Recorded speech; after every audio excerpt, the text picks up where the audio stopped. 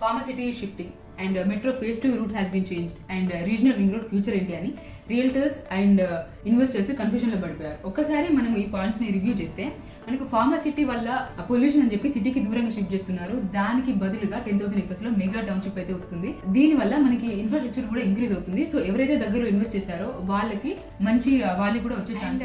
Metro phase 2 proposal మనకి నార్సింగి మీదుగా airport వరకు ఉండేది. కానీ ఇప్పుడు ఓల్డ్ సిటీ నుండి చంద్రయాన్ గుట్ట మీదుగా ఎయిర్పోర్ట్ కి కనెక్ట్ చేస్తున్నారు. అది కూడా స్ట్రేట్ లైన్ లో ప్లాన్ చేస్తున్నారు. So that it will be cost effective and reasonable and చాలా మందికి యాక్సెసిబిలిటీ ఉంటుంది అని చెప్పి. And regional ring road future చూసుకుంటే RRR వర్క్ స్పీడప్ చేసి సిటీకి ఆల్ డైరెక్షన్స్ లో శాటిలైట్ టౌన్షిప్స్ ని ప్లాన్ చేసి అన్నిటికీ కూడా కనెక్టివిటీ అనేది ఇవ్వాలి అనేది ప్లాన్. ఈ 3 అనౌన్స్మెంట్స్ పైన ఇంకా డీటెయిల్ ఇన్ఫర్మేషన్ అయితే రావాల్సి ఉంది.